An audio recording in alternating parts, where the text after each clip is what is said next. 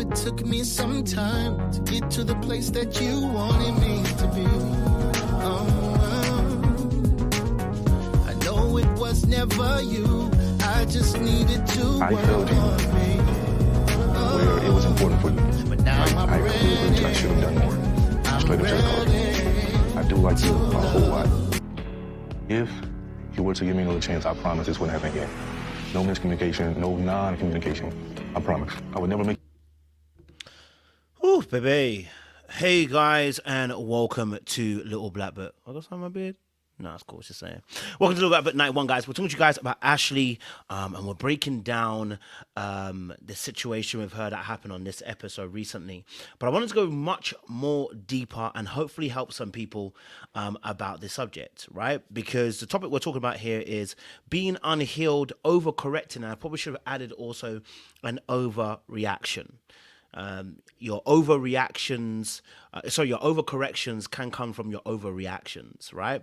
And what we saw from Ashely on this episode was her overcorrecting the situation, right? When you're overcorrecting, what you're trying to do is you're trying to make different decisions. You are far more aware than an overreaction. An overreaction is a simple, in the moment, your feelings happening and you just react. But when it's an overcorrection, it's actually purposeful, because what you're trying to do is you're trying to change the history. You've learned some stuff, you've learned something new, and you're trying to apply that in the situation. But your overcorrection can be an overreaction to the actual situation at hand. And that's actually what we saw with Ashely when it came to both Donald and Kristen.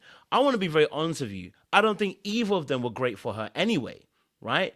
But that doesn't change the fact that I believe that she was overcorrecting in those scenarios. I'll say it again. I don't believe any of those two guys were right for her anyway, but it doesn't really matter, because it's all about what we're seeing with Ashely and how best we can help her progress alongside the dating aspect. And I put in the title as well, so are you, because many people like Ashely do what she does. Now, they might do it in a different way, but they do what she do.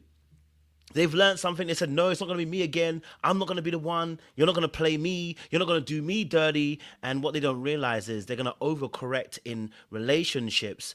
And that's going to cause them to miss out on certain people in the dating phase, because they're overcorrecting rather than learning how to be settled and be healed and learn a balanced way of looking at things. So we're going to break everything down. We're going to talk about the critical inner voice. We're going to talk about overcorrection. We're going to talk about overreactions. We're going to talk about emotions and feelings.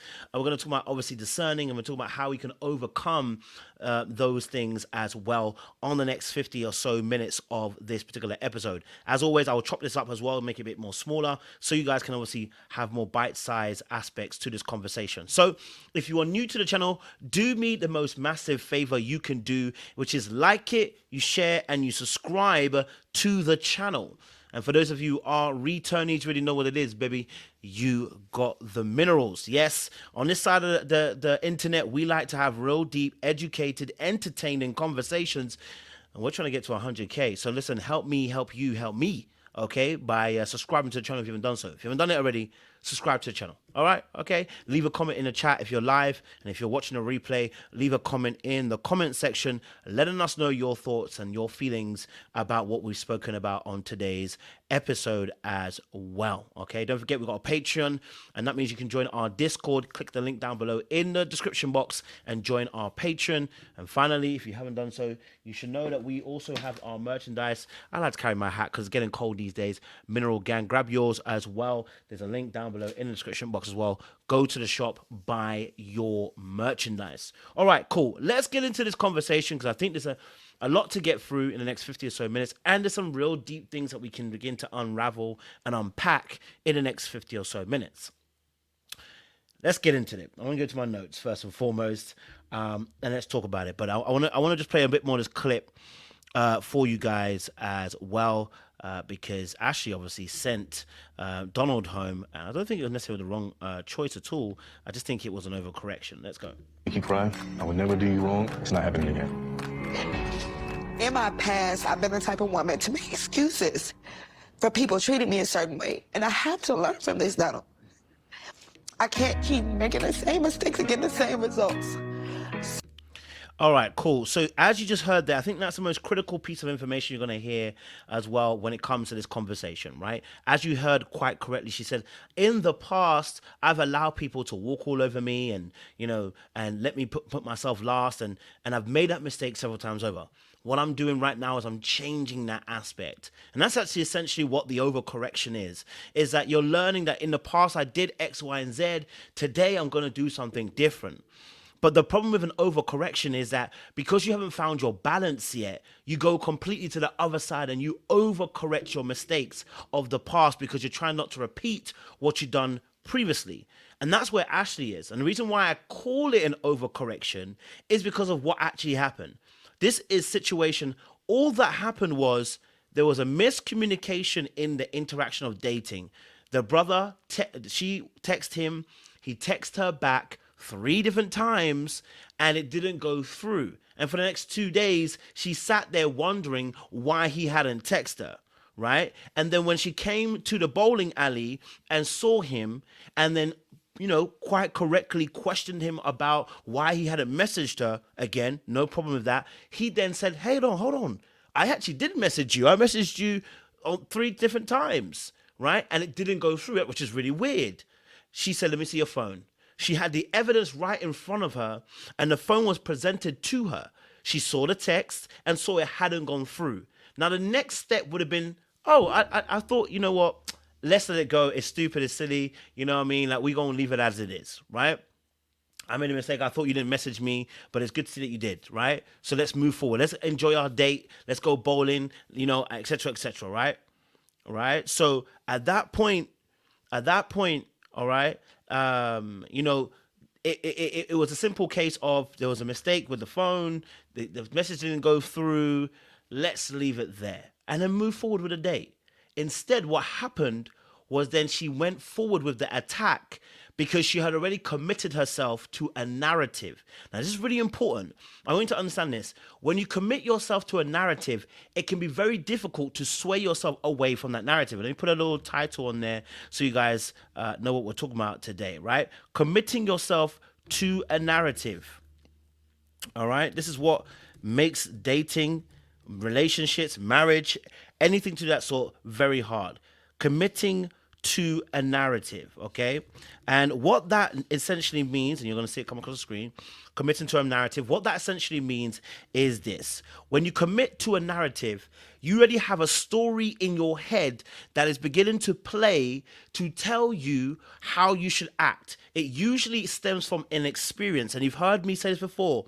Your experiences lead to your beliefs lead to your attitude leads to your perception. Let me say it one more time. Your experiences, the things that you go through physically in life, lead to your belief system. Your belief system then leads to your attitude then leads to your perception.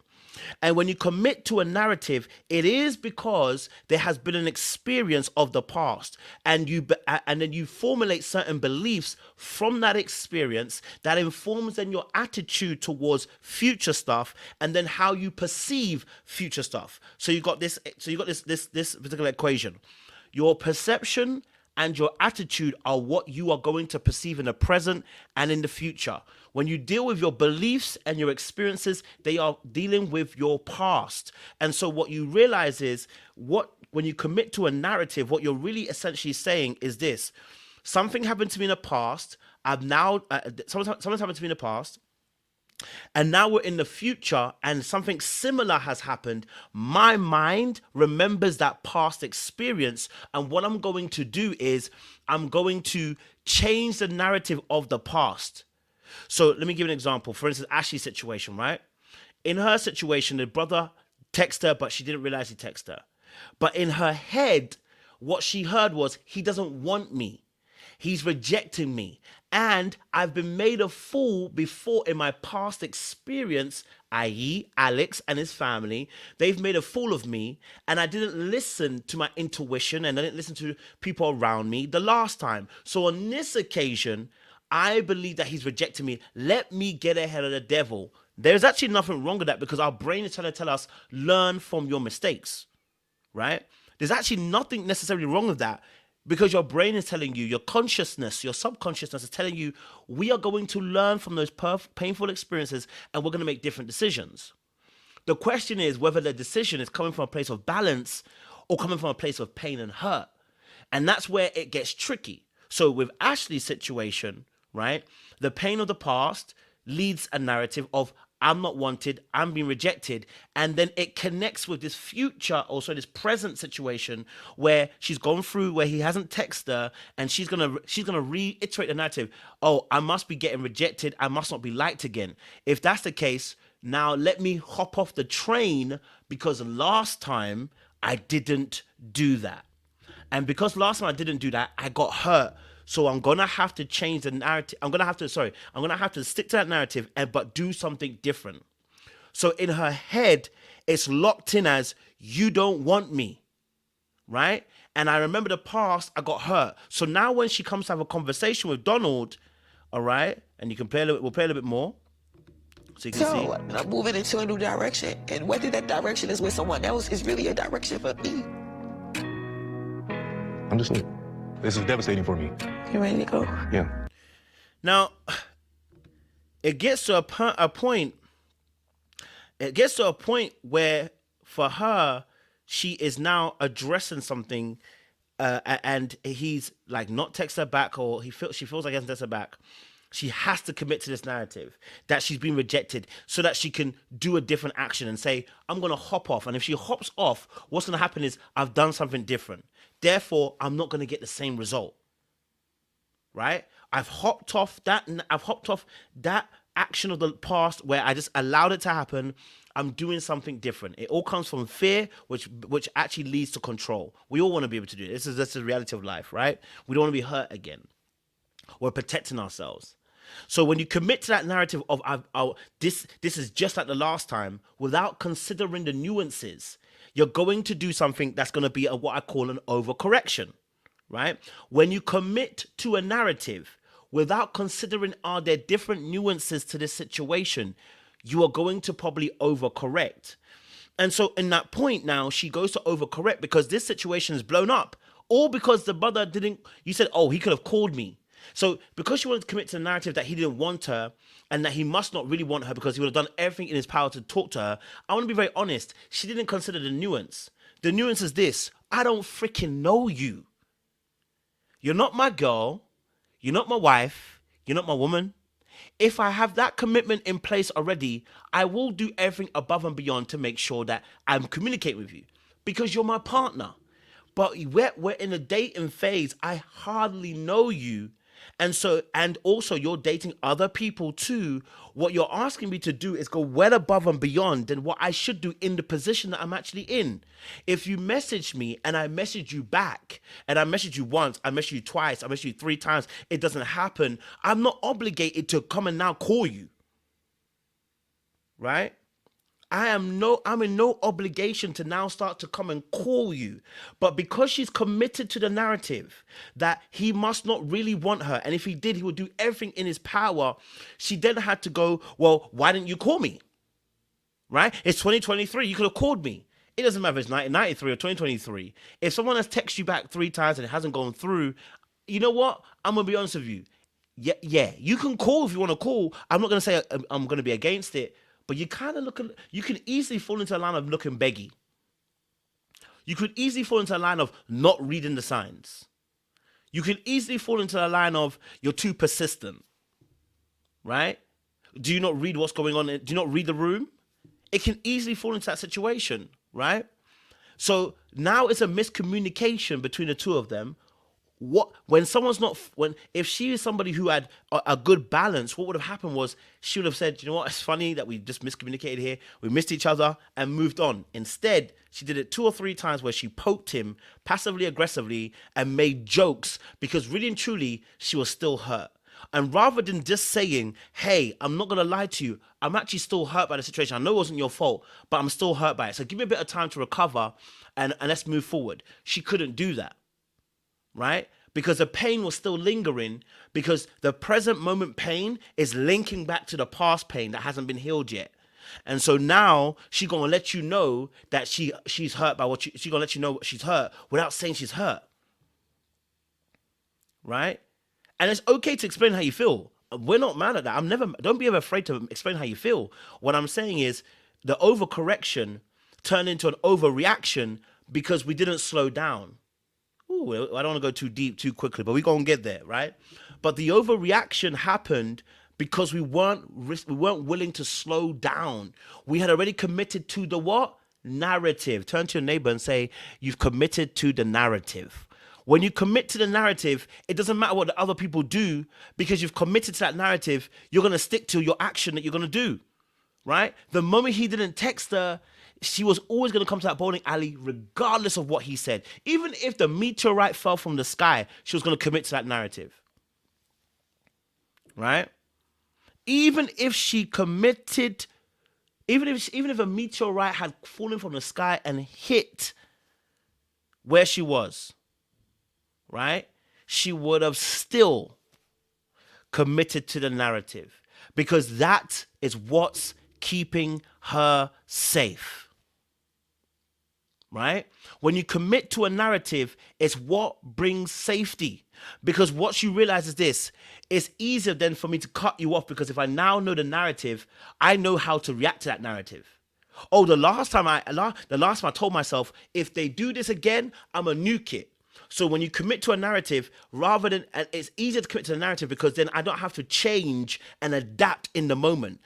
Especially if I haven't prepared myself emotionally, mentally in that moment to change. Do you see what I'm saying to you? If I haven't mentally and emotionally prepared myself to change in that moment, I'm going to find it very difficult to change and adapt in that moment to say, let me be open to your particular narrative. Because at that moment, I've committed myself, and it's safer to commit myself. And even if I'm wrong, at least I'm safe. I haven't been hurt. Even if I'm wrong, at least I've kept myself safe. You can't hurt me no more, right? So all those tears that were happening is because there is an imbalance and instability in the way that Ashely is discerning and actually issuing out her actions, right? So it's unfortunate, but there's a growth moment here, right? There's a growth moment here. So that's the overcorrection that was happening in that particular time and moment. And it's unfortunate, you know. And again, I want to repeat my original statement.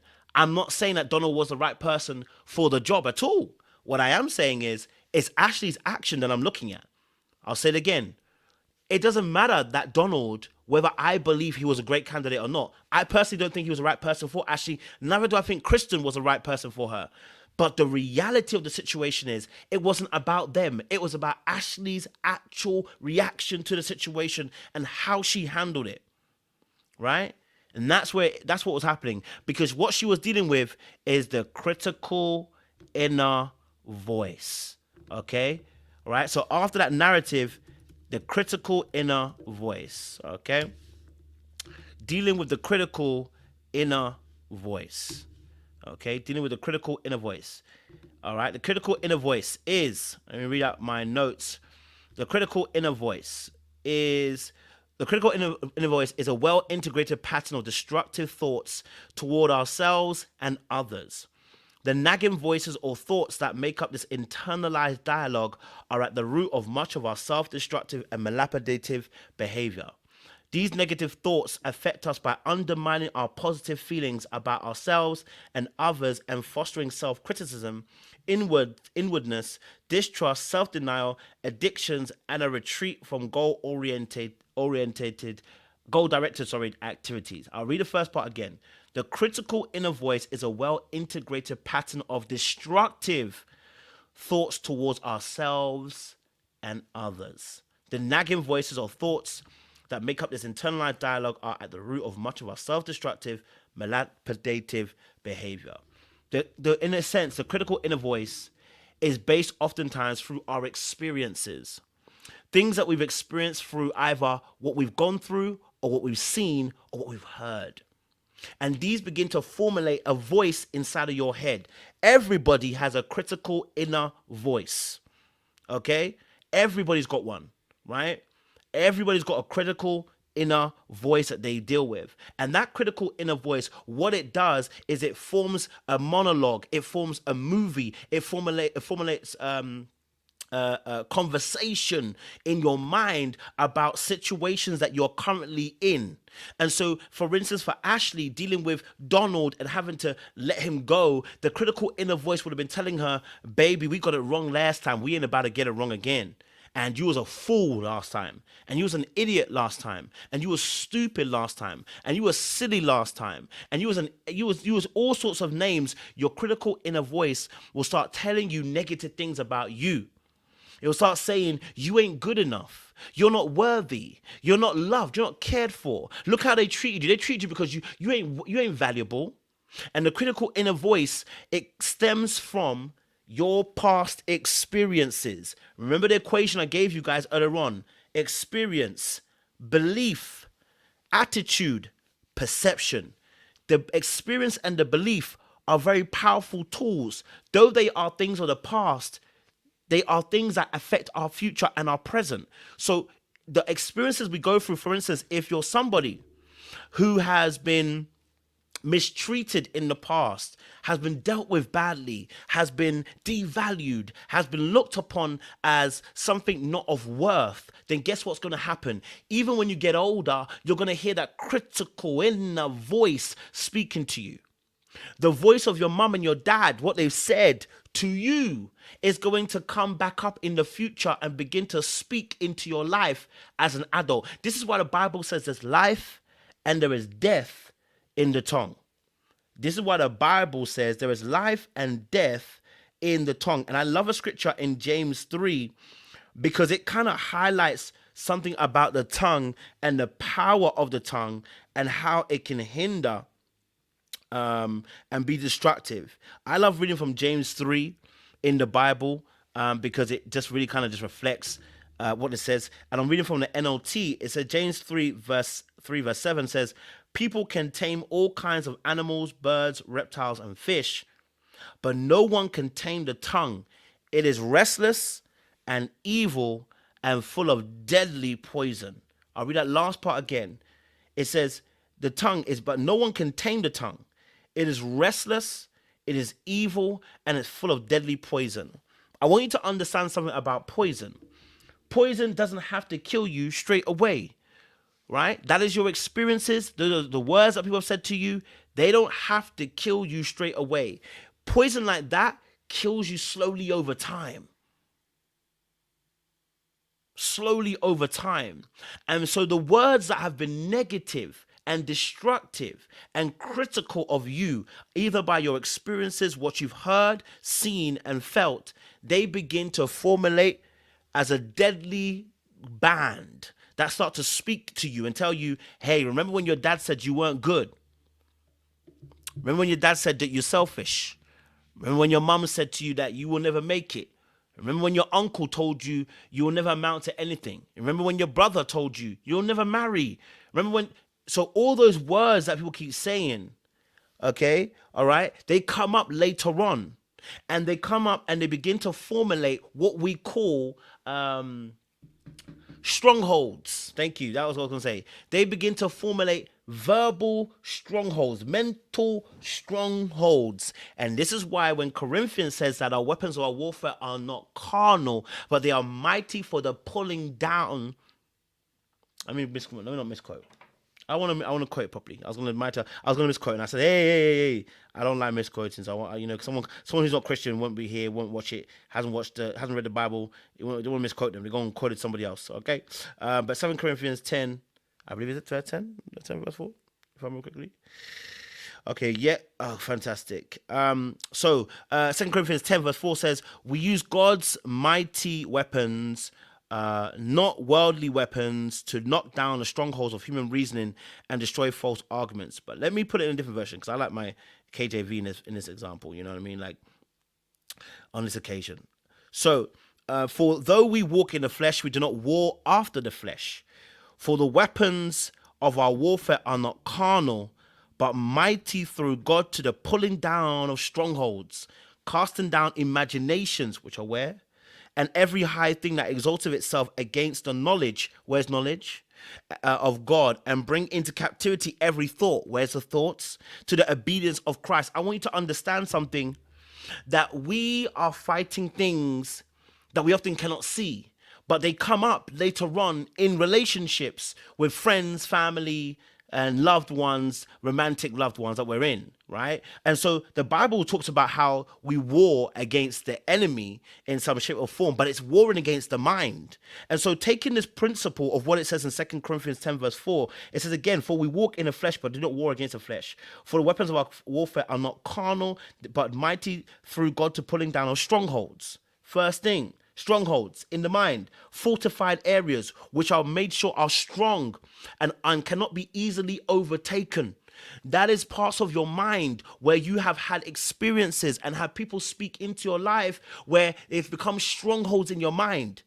You know, oh, you can't do it, or you're never going to make it, or you're always going to be this, or you're always going to be that. And those words then begin to take form and become strongholds in your mind, right? And so then it says, casting down imaginations. Imaginations are in the mind. They are things that you think of, right? The creativity. But your creativity is also affected by what words have also been said to you, right? This is why our people, as black people, sometimes we suffer because the years of indoctrination through slavery, where it's mental and physical, are actually still plaguing us today. We have strongholds within our black race. And so what's happening is we're struggling to even create effectively, because what happens is as soon as we begin to create, there is another force, another word, another imagination that comes and says, yeah, but you can't. I know you saw that, but you actually can't produce that, right? And it says, and every high thing that exalteth itself against the knowledge of God. Again, I'm taking the scripture as a principle and I'm not teaching it as the word. I want to make it very clear. So anyone who's a Christian watching it, I'm teaching it as a principle. I know what the scripture actually is really saying. It's talking about the God that we serve and where we serve him and where we worship him. It's in the mind and in the heart. But I'm taking it as a principle, just on what it said. And it talks about casting down imagination, every high thing that exalts itself against the knowledge of God. And I'm going to take the principle of it and say the knowledge of self, right? And say that everything that exalts itself, every high thing that exalts itself against the knowledge of self. There are many things in this life that will try to exalt itself against the knowledge of who you are. And so there are things that are going to be speaking against your destiny and your purpose and your calling. And so when you try to go into those lanes, there are things that are going to start hitting you, right? And what we're seeing with Ashely is, in some sense, she wants to go to this new place. As soon as she does, there are things that are speaking to her. Bam, bam, bam, bam, bam, bam, bam. And that affects the way you're going to see the situation, because you're under attack, right? You see, and the thing is, when you're under attack, if you've ever watched boxing before, very good boxers, when they're under attack, they are either bobbing and weaving, okay? They're parrying, okay? All right? Or they're ready, they're getting themselves ready, they're blocking, and they're ready, and they're watching through the guard to get the next jab in. But when you're not an experienced boxer, when you're under attack, all you're trying to do is just whatever I can do to avoid the punch. At that point, you can't see your opponent. So inevitably, you get knocked out. But when you get to a place of balance, when you learn attack versus defense, when you learn how to be vulnerable, but you don't have to be too vulnerable, you know how to share without it being an overshare or undersharing. When you learn how to find your balance because you've healed, what happens is when you're under attack, you're able to see through the gloves, or you're able to parry, or you're able to duck and weave without losing sight of your opponent. And it's because you've trained yourself to fight. But when you're not trained to fight, you're going to get beat up. You're going to be black and blue. And that's where a lot of us are in relationships. We are black and blue. We're not fighting anymore because we don't know how to fight. And this is where therapy comes in. This is where a good friend who has wisdom comes in. This is where a pastor who has good wisdom will come in. Like, they can speak life into you and they can see things in a particular perspective that will help change the way you see certain things, right? So again, just finish off my scripture. And then 2 Corinthians 10 verse 5, casting down imagination and every high thing that exalteth itself against the knowledge of God, and bringing into captivity every thought to the obedience of Christ. Okay, so bringing into captivity every thought to the obedience of Christ. This is very important as a principle. I don't want no Christians to come and take my words out of king. As a principle, as an understanding of how to apply it against, it says here, and bringing into captivity every thought. One of the things that happens in overcorrection and overreaction is that we have to bring into captivity the thoughts you're having in that immediate moment. It's not to, and this is what we're going to link it to, the sympathetic nervous system. You guys hear me say the nervous system quite a bit all the time, right? Your sympathetic nervous system is the body's way of reacting instantaneously to the threat that's happening. So when your body is reacting, it's telling you, hey, we see a threat. Bah, bah, bah. The body goes, we are going to do what we're trained to do. We're going to react. So when someone says something rude to you, what's your natural first reaction? Many of you have got a slick mouth because you've been taught to have a slick mouth, right? You were taught from young that when someone tries you, try them. If somebody tries to raise you, raise them more. If somebody tries to be slick, be slicker. So your natural reaction is when someone speaks a little bit, says a bit something rude, your first reaction is to go, da da da da. And you're like, well, you should have tried me. You know what I mean? Try Jesus, don't try me. Your natural sympathetic nervous system has been trained to hit back immediately.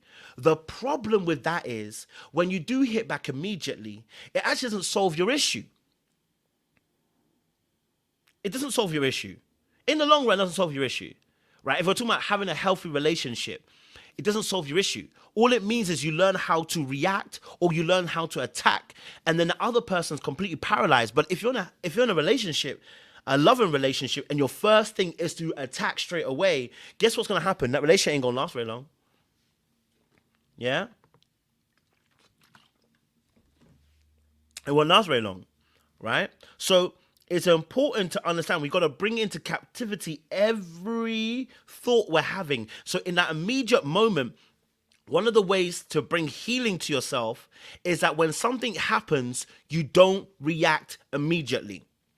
When they talk about in boxing, they talk about how using your anger in the most appropriate manner. You don't lose control. You have to bring captivity of your anger. The Bible says, be angry, but sin not. Don't let your anger take you somewhere. You get what I'm saying to you? Don't let your anger lead you somewhere. What does that mean? It means, in a sense, for you, don't become reactive. Wait, okay, the guy just punched you in the ring. It was a heavy blow. Your ears are ringing a little bit. Don't just start swinging. No, regain your balance, regain your composure. You stick to the game plan. You get what I'm saying to you? But you can only do that when you decide to turn off. And when I say turn off, let me just change the wording. When you decide to say, I'm not going to react based on my nervous system. I'm gonna slow it down and I'm gonna take my time with it. So yes, I'm under the ropes. I'm getting pow, pow, pow. I'm getting hit a few times. Ooh, I'm starting to hear the ring in my ear. Okay, all right. What do I do next? I don't just start swinging wildly. No, I say, okay, calm it down. Calm it down. I need to choose my timing right. And when I get myself together and I find it, then I can find my shot. Okay, bow. I found my shot now. Right? And in the same fashion when it comes to relationships, that not every situation requires an immediate response. Sometimes we just got to slow it down and slow the heart rate down and slow the nervous system down and slow the reaction down and just pause and be like, you know what? I want to fuck you up. But you know what? I'm going to slow it down. Because right now, if I say some stuff, everybody's going to lose. I'm going to chill it down. Okay? I'm going to slow it down. And so I'm taking the most extreme case, but with Ashely, the same thing was happening. Immediately she got hit, her first reaction was to scatter the room. It was to like, yo, he didn't text me back? Yeah, all right. He gone. Like, yeah, he gone. I got to get rid of him straight away, right? And so this also plays a part also in relationships that sometimes your immediate response is to scatter the room. You don't want to be in that place. All right, it works before, but it won't work to where you're wanting to go. You want to elevate, it won't work taking that to there. You get what I'm saying to you? And so for Ashely, that was what was happening to her. She's being hit, she's under duress, she's in the ring, she's getting hit over and over again. And because she hasn't got the training yet, unfortunately, she's swinging wild. And so now the overcorrection is now an overreaction. Okay? Right? So that's important. Okay? That's so important to just slow it down and process what just happened. Does this situation require a response? And you know, the funny thing is, I practice this every single day. Sometimes I see some comments in my comment section, and I reply, and I'm like, I don't need to reply. Backspace, backspace, backspace, backspace, backspace. Sometimes I'm like, oh, you want to get slick? Oh, you gonna get one of these comments. And then I go, hold on. Do I really need to reply? I don't. Backspace, backspace, backspace, backspace. Sometimes it slips, and I'm like, you gonna get it. Send. Try me, motherfucker. Try me. You know? And so we are all growing and learning how to not respond immediately. But it gets you sometimes. You're a human being. You're not going to be perfect. But the more that you get, the more that you practice, and it's a practice thing. The more you practice slowing things down, the easier it gets. Otherwise, you will be sending send, send. But you can't do that. You know what I mean? You can't do that, right? So yeah, sometimes you write the whole paragraph and then you delete it. It's therapeutic. Sometimes you say, I've read the whole paragraph. I was about to send it, but I don't need to send it right now. You know what I mean? I've let it all out. You get what I'm saying to you, right? So that's also important as well. So that was dealing with, I was talking about critical inner voice and dealing with responding in a particular way, right? And so talking about, obviously, about Ashely, I want to go to... in fact, I even tell a local situation that recently happened. Actually, you might just a quick one, just to help everybody understand it from a personal perspective. I like to give my own personal perspectives of overcorrection. You know, and in fact, maybe more overreaction than even overcorrection because of the way it happened. And I won't say necessarily the full details, but a situation that happened to me. Actually, it was quite recently. It was in Jamaica. I won't go into details what happened, but in Jamaica, something happened, and I was wilding, bro. I was fuming, and it's so funny because sometimes when I fume, I don't necessarily. Maybe I was. I don't know. But I don't necessarily I don't necessarily scream and shout, but my tone becomes very, like it becomes very firm. You understand what I'm saying to you? And I don't hear nothing else apart from, let's sort this thing out then, you know? And so the situation was happening in Jamaica where I heard what I heard and I said, is it? All right, I don't want to hear nothing else. I'm going straight to this thing. We're going to sort it out, right? And instantly I'm in fight mode. I'm like, no. I'm in fight mode, right? And like the person's telling me something, but I can't really hear you. I hear you, but I don't hear you because in my head, there's a narrative. And the narrative was, last time you couldn't protect the person. This time, protect them. The narrative that I was hearing in my head, there was a critical inner voice I was hearing in my head, which was, last time you couldn't protect somebody. Last time you couldn't do this. Last time you couldn't do that. You weren't doing this. You weren't doing that. And all I could hear was a critical inner voice just running. You did this, you didn't do that. You're not good enough. You're not this. In that immediate moment. So my immediate, I said, we're not going to do this again. None on my watch. We are going to sort this out. Right? And actually, that's the part where Sean had to come in. And Sean's coming to me and he's trying to talk to me at the same time. And I'm hearing Sean, but I'm not hearing him. Because in my head, there's a narrative. And I can't calm it down because in my head, if the narrative is true, I must escalate, let alone even come down. And let me go higher. Let me not go low. Let me go higher. So Sean's like sitting right in front of me, talking to me, saying, hey, listen to me. I'm trying to talk to you. I'm trying to get you in this, trying to get you to understand this. He's trying to talk to me right face to face. And I'm like, I hear you, bro. But the situation is because I'm committed to a narrative. Right? I'm committed to a narrative in that moment, and in that place, I'm just like, I'm ready to go. I'm ready to go. Like it, and my voice wasn't necessarily screaming, but my voice is like, yo, I'm ready. We're not playing this game. So he can see my overreaction in the moment, but in my head, how I'm looking at it is like, no, I'm not overreacting. You know what I mean? But it's because of past experiences of what I've seen that I was like, no, I must. Because I'm looking at it from my perspective. I'm not taking an outside of myself perspective, right? To a point where I'm ignoring feelings. I don't care about other people's feelings. I don't care about anyone's feelings. This got to get sorted. I don't care about feelings. Let's deal with this situation right here, right now. You know what I'm saying to you, right? Because I couldn't slow that process down. I didn't realize I was triggered in that moment, you know? And even if I knew I was triggered, I probably couldn't stop myself, right? So I hadn't got to that place. And so at that moment, he's trying to tell me, just bring it down a notch. Coach, just bring it down a notch. I'm like, I'm not screaming, I'm not shouting. He's like, I know you're not, but just bring it down a notch. Your energy right now, bring it down a notch. And I'm calm, bro. But you're not calm though. I'm calm, bro. You hear my tone? I'm talking like this. Is it? Yeah, but your energy isn't, no, bro. You're not. I can see it. You're fuming. So in the immediate moment, I can't see myself. I can only see the issue and the problem, and I want to see a solution delivered to that problem.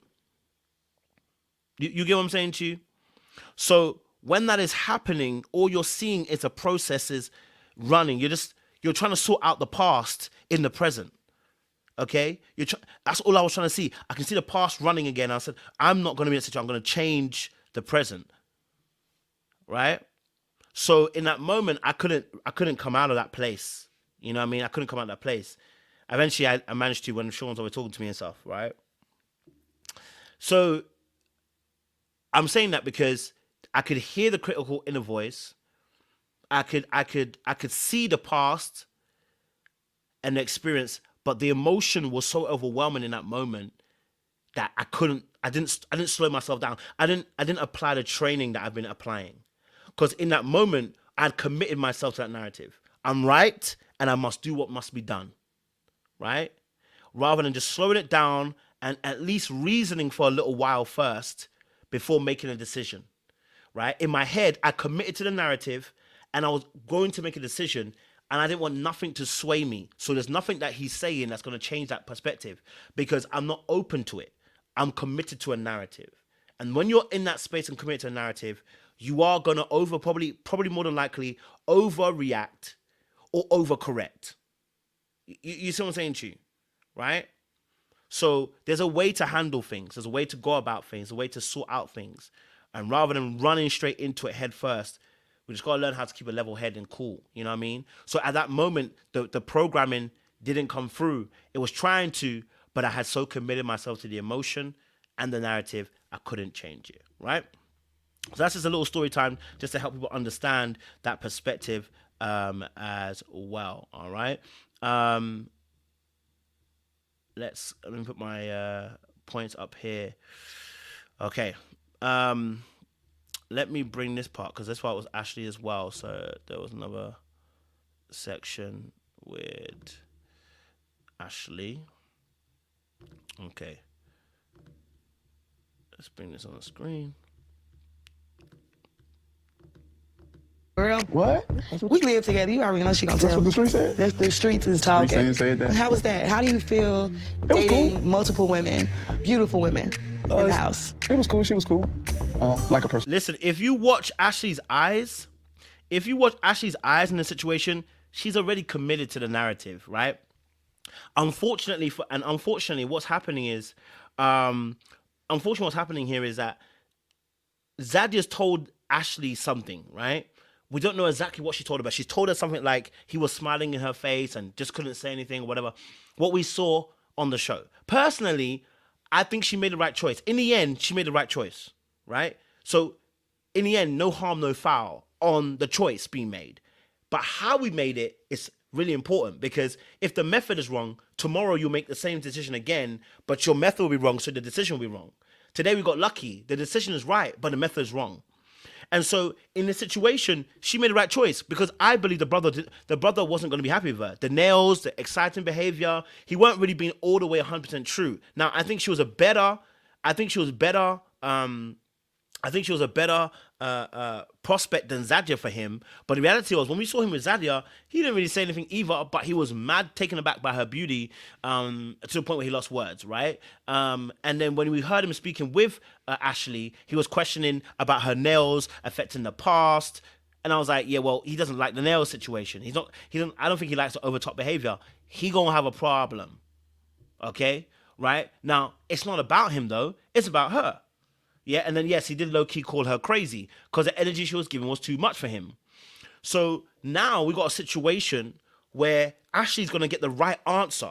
I want you to pay attention because a lot of people do this, right?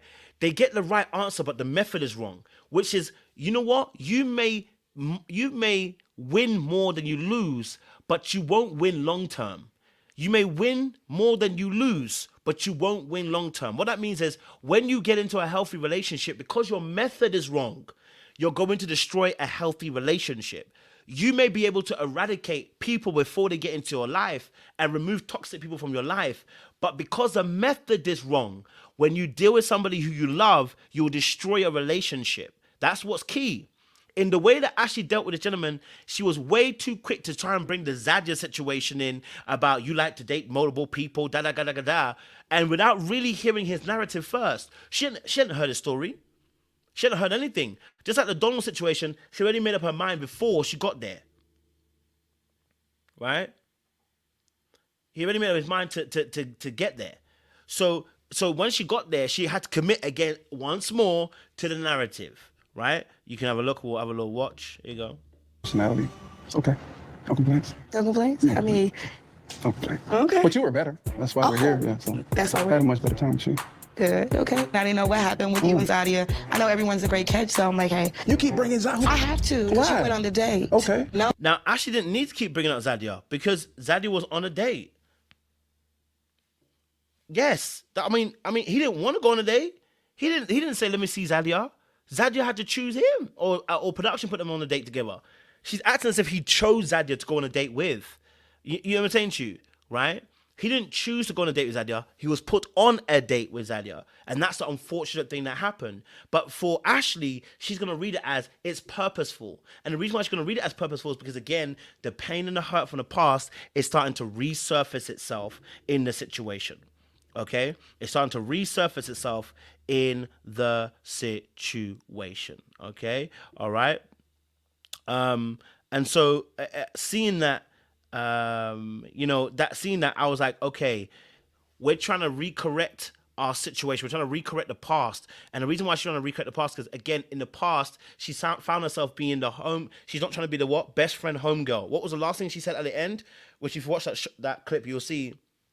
She says, I'm not trying to be the home girl at the end. I'm not trying to be somebody's best friend. So she's trying to get ahead of the devil and try to stop a situation where she is what? In a situation where she is the best friend. So she's heard our critique. She's heard our commentary. She's heard what we've said about her in the past, about her and the Alex situation, and she's trying to change it. Right? So she's like, I'm not going to be the best friend this time. I'm not going to have an Alex choosing me when he really wants to choose Tiffany. That's what it really was. And I get, that's why I said it's an overcorrection rather than, which leads to an overreaction. Deep it. The situation she's talking about, she's rewriting history. Because what she's saying is, in the past, what she heard from the audience was, well, Alex never really wanted Ashley. He always wanted Tiffany. And when you watch the show back, you're absolutely right. He wanted Tiffany. Right? So she's trying to recorrect the situation by saying, well, hold on a minute. I'm not about to be in a situation where there's a guy who likes two girls and I'm going to be the best friend again who you might end up choosing and who you might end up doing what Alex did to me. Oh, I'm learning from my mistakes. So you got to learn. You got to go. So now she can't hear nothing else. Now, again, her answer may be correct. Her method is just off. Right? Let's watch a little bit more. Well, we're here. I get all of that, but at the end of the day, I don't see, but she's not here, though. Can we be here? I'm still here. Can we stay here? But my thing is, if I'm going to keep you here. I'm not trying to be just best friends. Homegirl, I need to be known. I'm trying to. So, unfortunately, yes, her line of questioning was off, right? She should have. What's happened here is this, okay, with Ashley. What's happened with Ashley, and this is what happens with a lot of people in relationships, they don't know how to vet, so they have questions that are not great questions to discern and vet. Her asking about her saying bringing up Zadia was a poor effort to discern and to vet him. See, when you're not acquainted with learning how to vet somebody and learning how to ask certain questions to get answers that are going to allow you to be able to analyze whether that person is for you, you ask some of these questions. So instead of then saying, hey, you know, like someone like So just said, what are your intentions for me? And then kind of listening to his answers and going, is that an answer for me? Okay, so what are your plans next 5 years? Or, you know, how do you look at relationships? Instead of actually asking them generic questions, which we all ask people to find out how they feel about life, relationships, women, men, whatever, those questions present answers that you're then meant to collate in your mind and bring about to an answer. But if you're not very confident in your discernment, and you're not confident in your analytical skills, and you're not confident in accruing information and then being able to decipher through it to create an answer for you that will be successful in your dating, you're going to be afraid to go in that path. What you're going to do is ask really crazy questions like this. You're going to ask crazy questions, right? Many of us have acquired soft skills in asking questions. For instance, you don't ask a man how much he makes. You ask him what job he has, right? And then you assume, you learn through that how much he makes. You don't ask him how much you make a year, right? When you don't know the person, right? You ask, what do you do for work? Oh, I'm a truck driver. Oh, okay. You look at truck driver finances and you go, okay, he's going to be in the 40 to 60K range or the 30 to 40K range. It's a soft skill. So you have to learn how to ask questions in a way that are not so much offensive, direct, and, you know, to the point. You have to ask questions that are going to allow you to accrue information in such a way that it doesn't look invasive. But when you don't know how to do that, when you're not trustworthy of your discernment and your skills to be able to analyze and dissect, you ask crazy questions like, you know what, you was with my friend Zadia. Okay?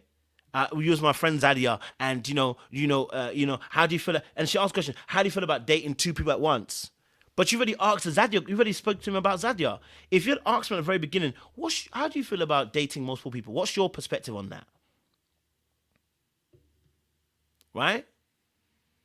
The power of a woman is suggestion, not direction. And the power of a woman is her subtleties in how she analyzes and perceives. Right? Those are the critical skills. You must become like a spy. Don't out yourself. You get what I'm saying to you? And so now the situation with Kristen, he's had to ask about Zadia, and you know, he's like, why are you asking about Zadia? Zadia and the yellow dress was a trigger. I think the trigger is even bigger than that. I think the trigger is to do that again. She's been compared to somebody else, and she's in a situation where once more the guy seemed to like two people, because she got rid of that guy who liked the yellow dress so quickly too. Right? The last, was it 2 episodes ago? She did the exact same thing, Ashely. She got rid of the guy who said it, oh, you in a yellow dress. He did, and then they had an argument. Was it yellow? Was it gold? Oh, come on. He made a mistake. He said, oh, I made a mistake. My bad. But she couldn't handle the mistake. She said, oh, I got to get rid. Because you obviously like the yellow dress. You must like Zadia, and got rid. Now, she may be right. Maybe these guys are not right for her. She may be right, but the method is incorrect, is what I'm saying.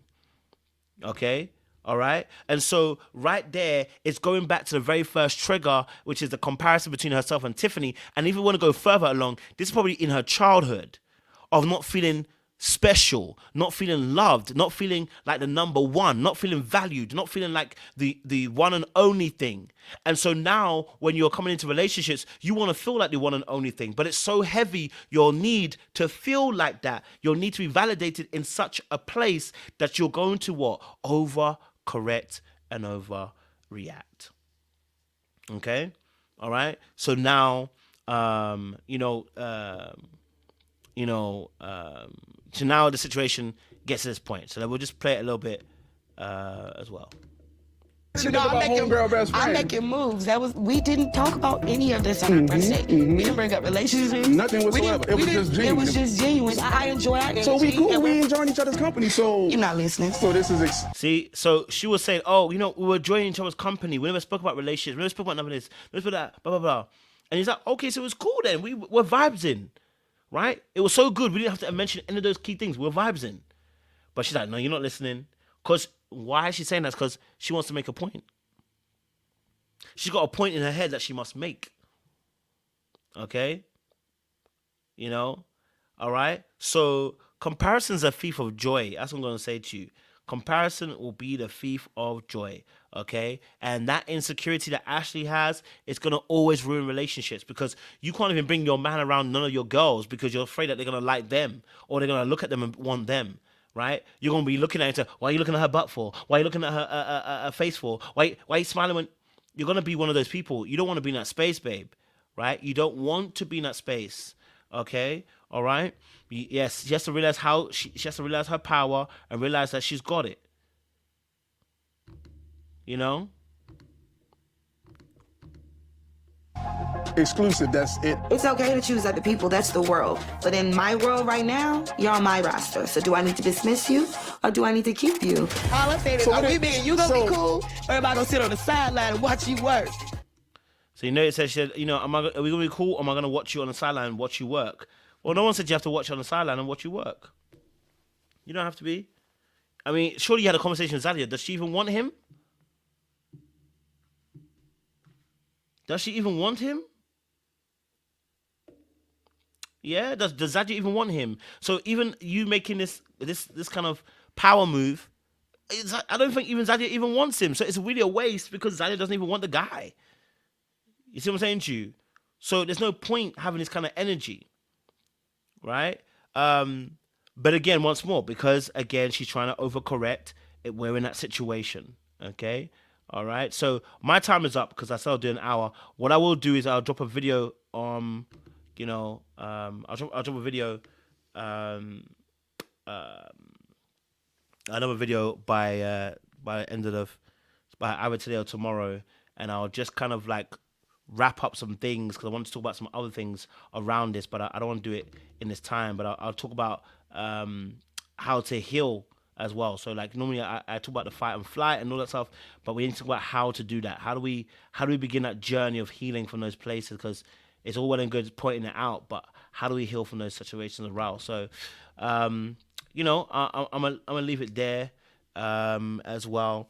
And we're gonna like and share and subscribe. I can't lie to you. Listen, I've been watching Love Island the games. You know, has anyone else watching Love Island the games? Hey, it be hitting. I can't lie to you. I need to drop a review. But yeah, no, don't hate on other women. You don't want to do that. Actually doing that because again, she's the insecurity, and she's afraid of being, she's afraid of that she won't be liked more. So she's trying to weed out the people that don't like her. But in reality, it's just giving more insecurity. So it's unfortunate. Okay, it's unfortunate. Don't bring out somebody else. There's no need. Okay. But let me tell you something. The Love Island games. Ooh, baby. That show. I watched the latest episode.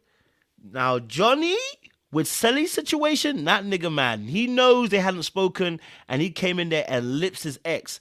That was some toxic stuff right there. That was toxic. Johnny's toxic behavior was mazzoline. Came in there, lips his ex like he hadn't had a fight with her before he left. And then fought with Ray for the girl. We need to talk about it. We need to talk about it. The first 3 episodes I've watched so far have been absolute chaos.